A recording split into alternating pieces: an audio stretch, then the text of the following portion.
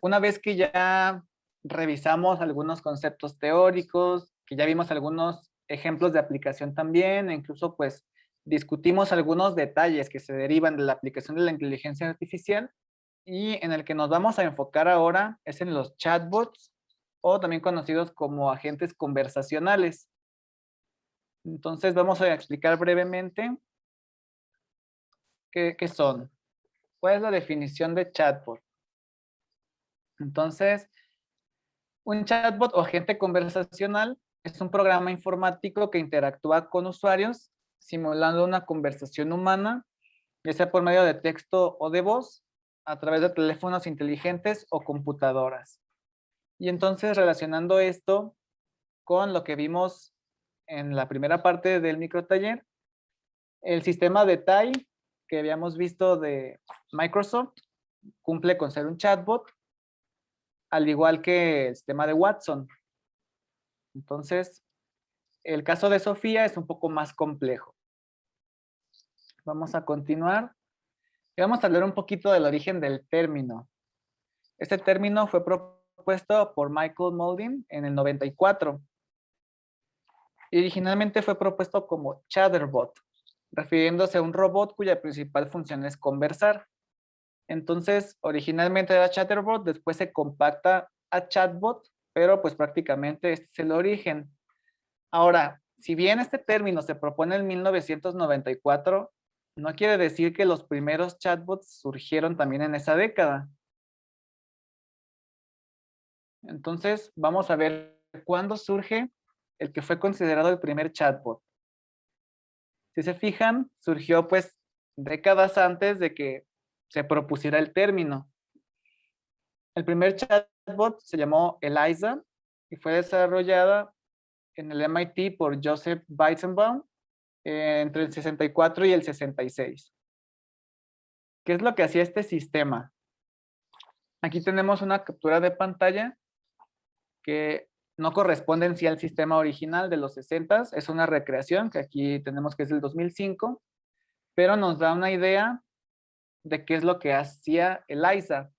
Y de hecho, este es un problema que se pide muy comúnmente a los estudiantes que van aprendiendo a desarrollar inteligencia artificial, agentes conversacionales o procesamiento del lenguaje natural.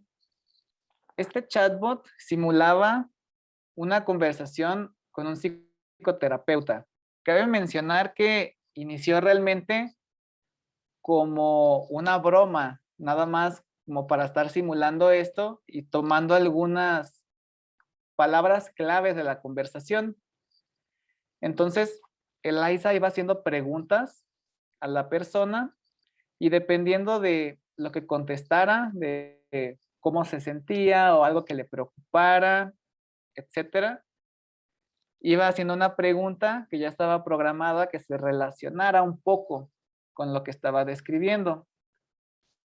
Aquí vemos un ejemplo de diálogo donde primero pregunta, por favor, dime qué es lo que te está molestando, preocupando.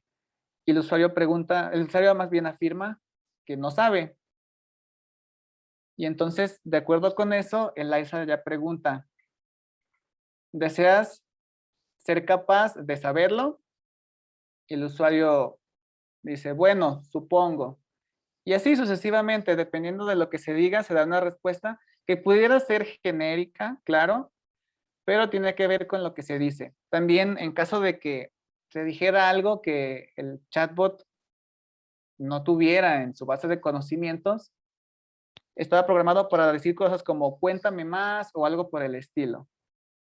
¿Sí? Entonces, en estos años, como les digo, esto no estaba planeado para hacer algo bastante complejo, surgió como una broma de imitación a cómo sería este tipo de diálogo. Sin embargo, a partir de aquí, pues ha habido bastante desarrollo, bastantes aplicaciones concretas en campos específicos.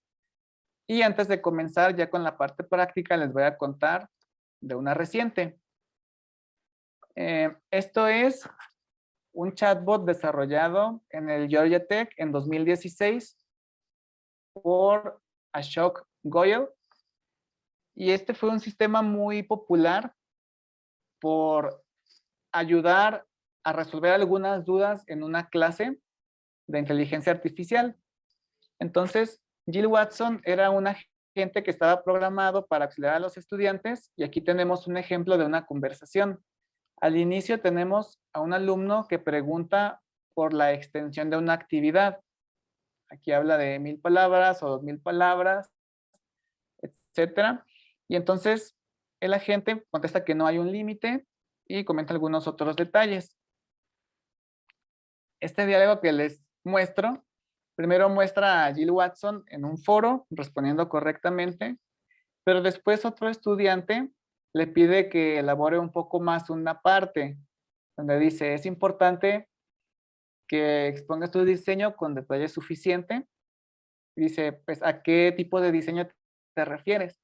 Y en este caso, una profesora contesta a un humano y ya da una explicación un poco mayor.